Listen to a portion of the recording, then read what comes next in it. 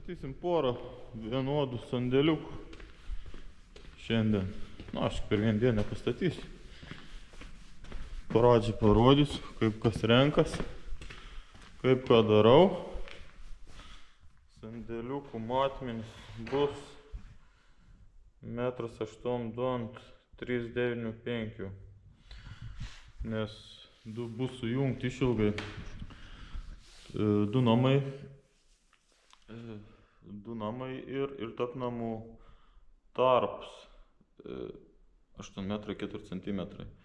Ir į tą tarpą reikia įkišti du sandėliukus. Tai vieną, aišku, lengvai bus padėti, antrą jau bus sunkiau įkišti, kai 3 somai tarpas beliks tarp namų. Nu, bet kaip nors, parodysiu, kaip statau viską. Turėjau reikalų su kamera ir mikrofonu. Tai nuvažiuoju į Palangą, filmavau kaip polius, sakau, galvoju parodysiu žmonėm, kaip galit patys sukti polius. Metrinius, primityvai, be jokios įrangos, su paprastu vamzdžiu. Nuvažiavau, prifilmavau. Nu, tikrai gavos geras video, viskas tvarkoj. Ką tu grįžtu namo, susikeliu visą video į tą programą, kur reikia montuoti. Montuoju, sumontavau viską ir ištryniau viską iš kameros. Išjungiau tą programą, palikau, kaip prieit kart buvau pasilikę viskas toj programai.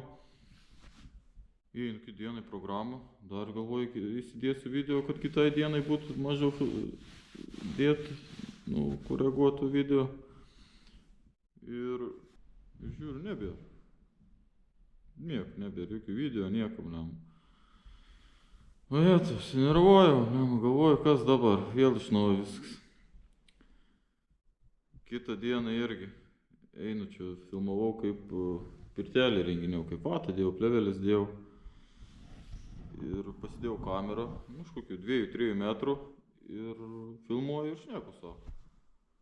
Grįžtu namo, galvoju, irgi pasipildys, kažką video įsimėsiu, pažiūrėti, kaip pakoreguoti. Niek visiškai nesigird. O tiek prifilmavau, kokį 20-30 minučių privariau tų video. Niek visiškai. Nusprendžiau nusipirkti mikrofoną.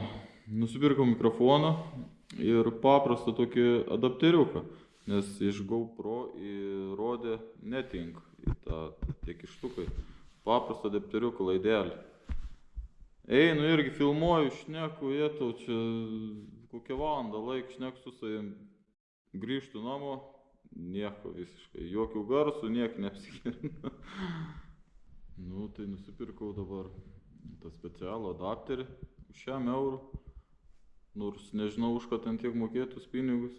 Paskiau GoPro dangtelis toks su skylutė, kad tą kištuką galėtum įkišti, nes dabar dangtelis yra toks uždėts, kad atidarai dangtelį ir ten kištuks ir kištuko tą mikrofonai.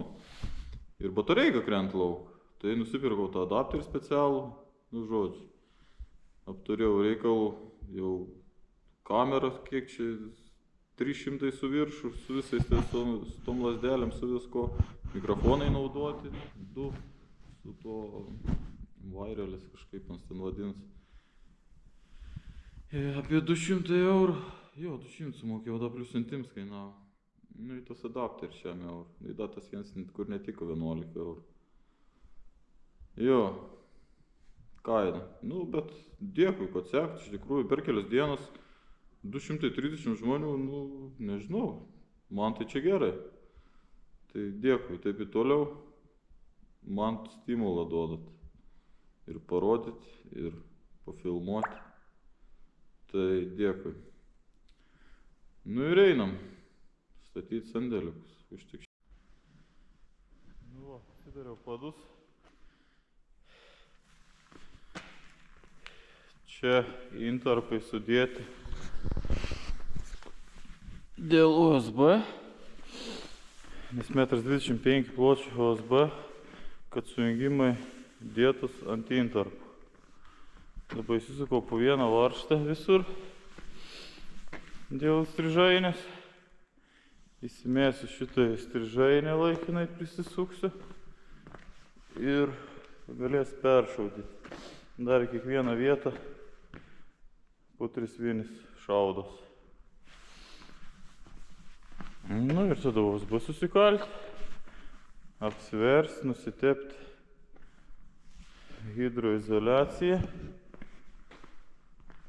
ir bus padai paruošti. Čia irgi taip pat viskas.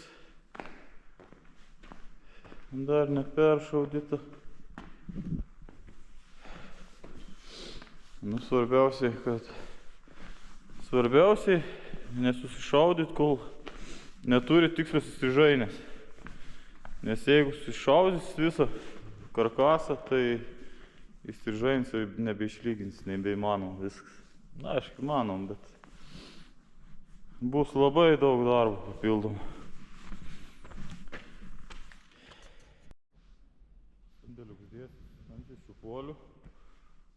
Aišku, per vidurį būtinai vieno reikėtų.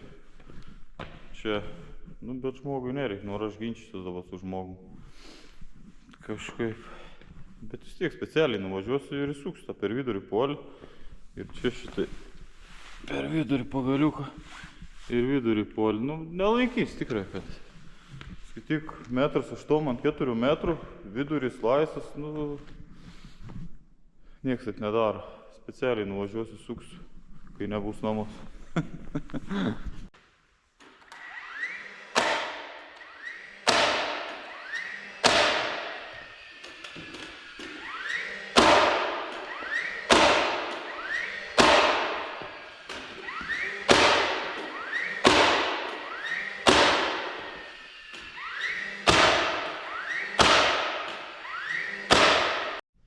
Ir po persišaudimo būtinai reikia tikrinti įstrižainės.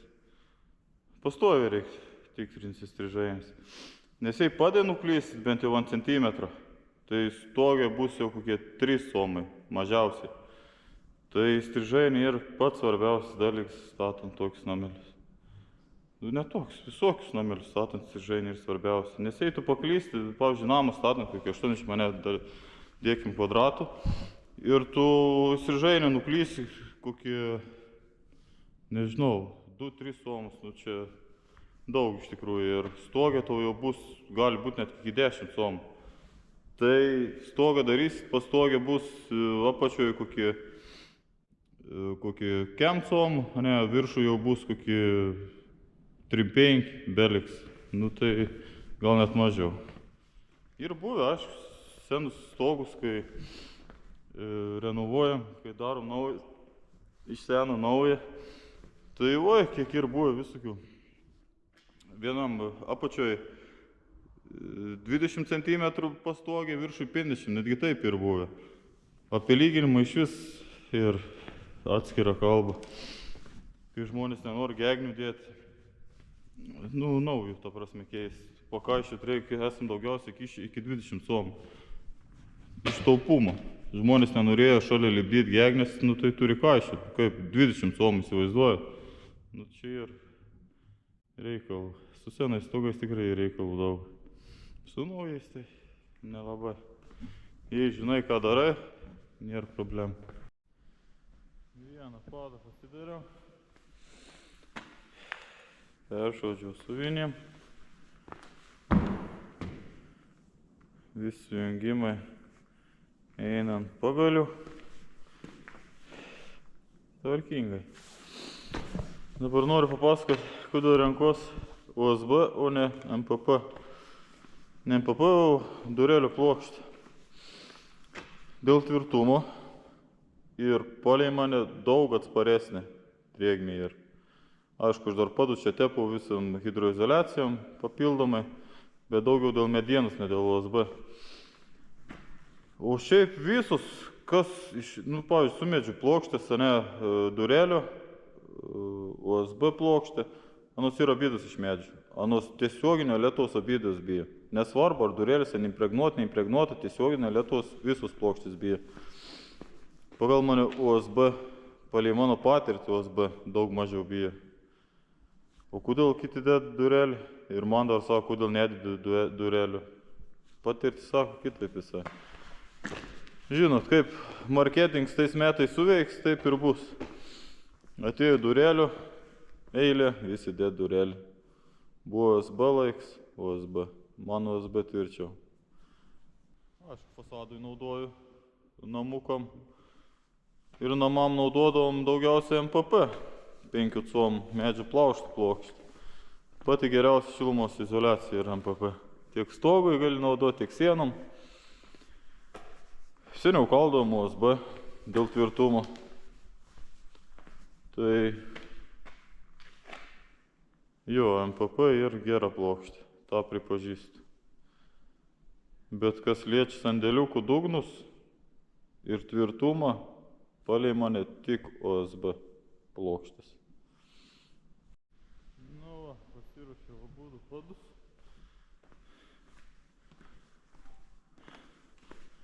Metras 8x4. Padus su rankom apsivert, tokius mažiukus. Didesnius. Turiu antlubų gervę. Kai sunkesnis pats apsivert. Nu ir kaip jūs galvojat? Daug geriau tepti plokštį, negu dėt tipo atsparės drėgmei, kurių nėra. Dar sukūrė iš medžio, aišku. Ką, eisiu dabar pjaustyt karkasų medieną, kol tie išdžius.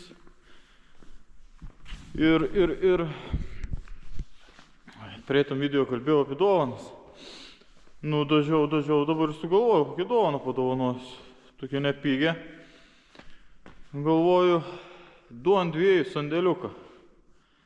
Spalvą pats galėsit pasirinkti, kad vežims jums kainuos. Tai nežinau. Man atrodo sąžininga dovana. Man iš to jūsų subscribinimai, laikai, ar kaip ten besivadint. O aš jums sandėliuko 1500 vertės. 2 ant 2. Va, kažką panašaus į tokį. Taškai bus vienas šlait su pastogikė mažom. Tai jums tai reikia, aišku, YouTube'ai pasubscribinti. Palaikinkit. Parašykit komentarą, noriu sandėliuko. Paskiau reikia Instagram'e. Nereikia, jei norit. Nepriversiu aš jūs. Instagram'e MB modulinis namelis. Pasiekit. Ir Facebook'e vadinuos. Dabar negaliu pakeisti Facebook'e pavadinimą.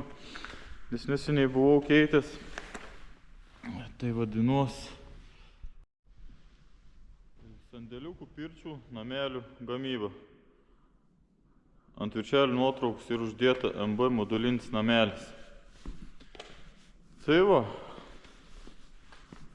Nieko neverčiu, kas norit, tas laikink. Nu, aišku, kam patinka tas video, kam patinka tie video dar. Ir užmiršau pasakyti, tik suėjus 2000 subscriberių iškart statau sandėliuką ir skelbiu nugalėtojų. Nu ir viskas šiam kartą. Dėkui, kad sekat, kad žiūrit. Iki kitų kartų.